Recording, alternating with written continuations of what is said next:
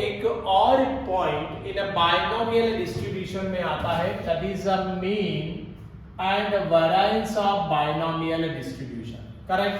अब याद यहाँ पे ऐसे लिखना है, आपको मालूम है notation P is the probability of success small p and Q is the probability of failure in a binomial trial, right? Then X followed by binomial distribution, that two of parameter n and p. N is the number of trials or p is the success, correct? Then E of x expected number, ये formula आपको recall करना है। Ex is nothing but np, Ex को ही mu से denote करते हैं, nothing but NP, which is the mean value of a random variable x following binomial distribution। Variance जो है उसको हम लोग डिनोट करते हैं, variance of x is nothing but, यहाँ पे आप लिख सकते हैं सिग्मा x का स्क्वायर नथिंग बट NPQ। ये भी फार्मूला आपको याद करना पड़ेगा। And standard deviation of x is the positive square root of the variance, और स्टैंडर्ड डेविएशन का फार्मूला ये याद करना पड़ेगा। बस इसके प्रॉब्लम बहुत सिंपल होते हैं, बस तीन फार्मूला याद करो।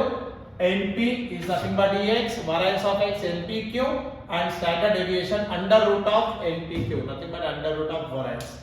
इतना याद करें तो बात खत्म हो गई। चलो हम प्रॉब्लम को जाएंगे। Problem is as such very simple, है ना। अब देखो प्रॉब्लम में कुछ भी नहीं है, यह एकदम एक एक मार्क दो मार्क के लिए आते हैं और टोटली गिफ्ट क्वेश्चन है। क्या दिया है, as it is given that x followed by binomial distribution, x follows by binomial distribution with parameter 10,0.4, correct. अब ये आपको दिया find x and variance of x बोल रहा है।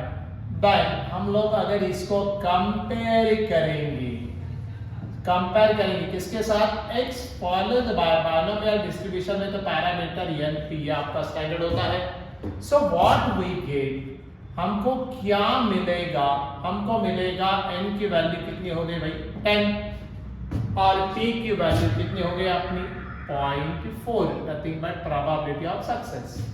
आप पूछा क्या, find out e of x, तो पहला वाला लिखेंगे देयरफॉर e ऑफ x क्या है formula, E of x is nothing but NP, correct. अब देखो n कितना है 10 है, p कितना है 0.4 है।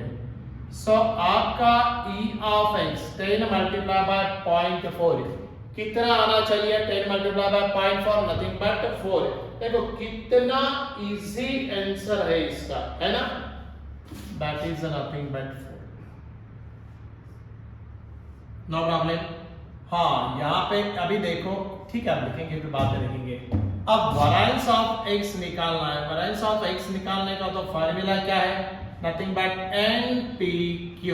आप बोलेंगे सर आपने तो यहाँ पे n और p दिया, q तो हमको नहीं दिया, कैसे करेंगे। आपको मालूम है q अगर आपको निकालना है तो p plus q equal to कितना होता, 1, probability of success plus probability of failure.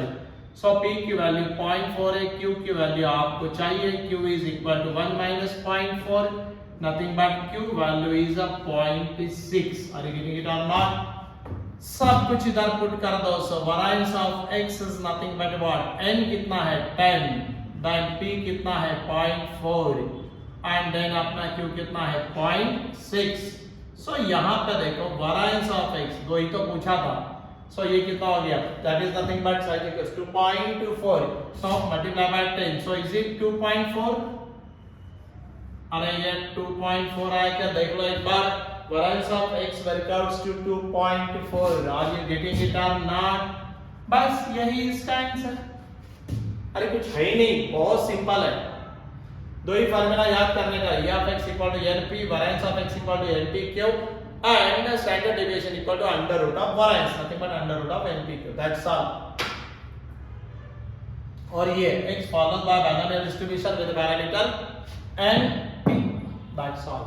चलो नेक्स्ट प्रॉब्लम पे जाएंगे।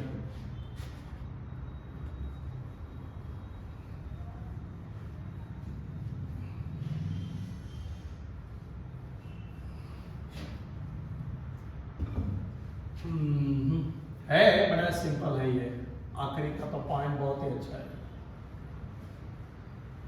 देखो वाह,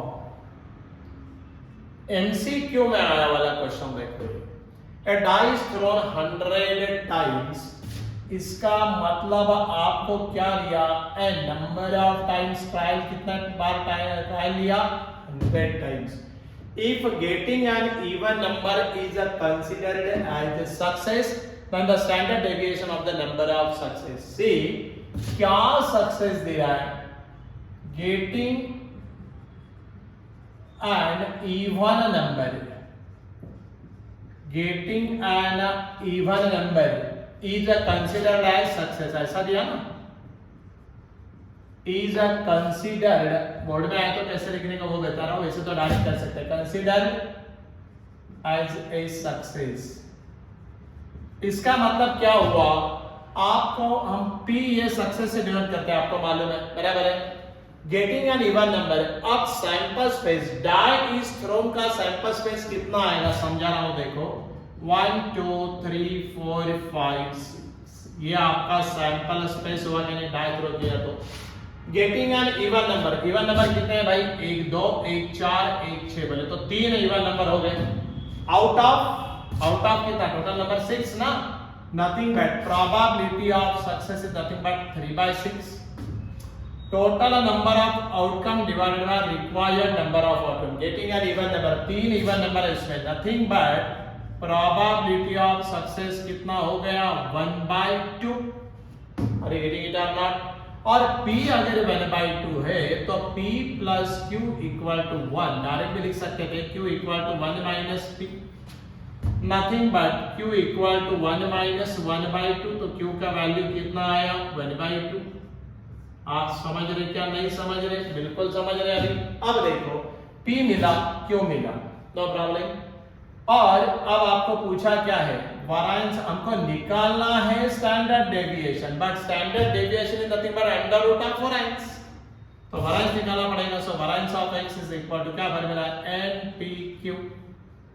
आपका n कितना भाई, कितनी बार ट्रायल लिया, 100 बार ट्रायल लिया, p कितना है 1/2, q कितना है 1/2, नथिंग बट ये 4 हो गया, 4 ने 100 को डिवाइड किया तो कितना बचा, 25, अरे 25 4 जा 100 ना, सो आपका वैरिएंस ऑफ x कितना आया, 25 है, बट ये तो पूछा ही नहीं था, आपको पूछा था स्टैंडर्ड डेविएशन, है ना, and therefore standard deviation is nothing but under root of variance of x, nothing but under root of 25, and nothing but कितना आंसर आया स्टैंडर्ड डेविएशन का, स्टैंडर्ड डेविएशन का आंसर आया 5, बोले तो ऑप्शन बी।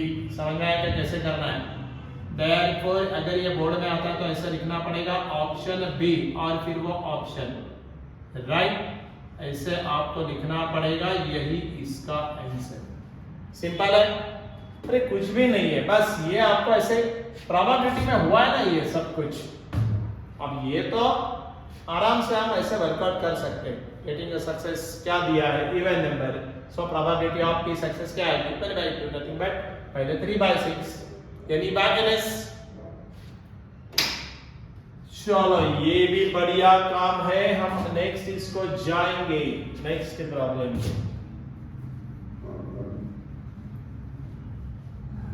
अब देखो नेक्स्ट प्रॉब्लम में अलग अलग वैरायटी एमसीक्यूज करके दिखा रहे हैं, तो आपका एमसीक्यू में आया तो ऐसे करना है, अगर बोर्ड के एमसीक्यू में ये आता है तो आपको एक्सप्लेनेशन देने की जरूरत नहीं है, अपने कैलकुलेशन करो और डायरेक्ट इसका आंसर को आप लिखो, राइट। सेक्शन ए में जो क्वेश्चन आता है बोर्ड में उसकी बात करो, ओके। ये भी एमसीक्यू है, बहुत बढ़िया, बट ये प्रॉब्लम बोर्ड में भी आ सकता है तो आपको लिखना भी पड़ेगा स्टेप में। क्या दिया, if the mean and variance of the binomial distribution are 18 and 12, कहने का मतलब ये हुआ कि आपको मीन कितना दिया यार, आपको मीन दिया 18 और आपको मालूम है mean is nothing but NP, NP equal to कितना आया 18, आर यू गेटिंग इट और नॉट, ओके। ये आया 18, इसको आप बोलो इक्वेशन नंबर 1। एंड क्या दिया, वरायंस दिया है ना। अगेन आपको वरायंस कितना दिया, आपको यहां पे वरायंस कितना दिया 12। Variance is nothing but what, NPQ is equal to 12। इसको बोलो इक्वेशन नंबर 2। क्या पूछा है, देन पूछ रहा है कितना है।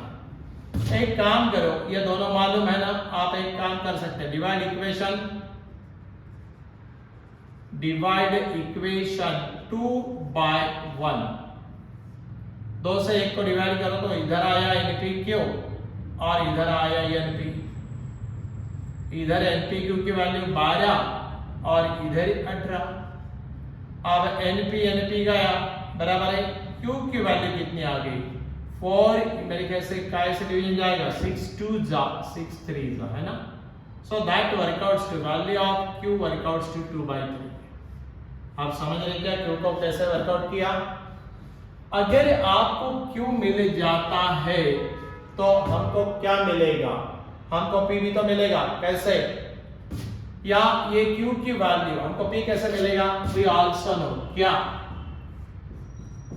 P plus Q equal to what happening plus not happening equal to क्या होता 1 होता। ओके, सो हम क्या करेंगे, Q is equal to, हमको P चाहिए ना यार, सो यहाँ पे हम क्या करेंगे, P is equal to 1 minus Q, but P equal to 1 minus Q का वैल्यू कितना है 2/3 है ना।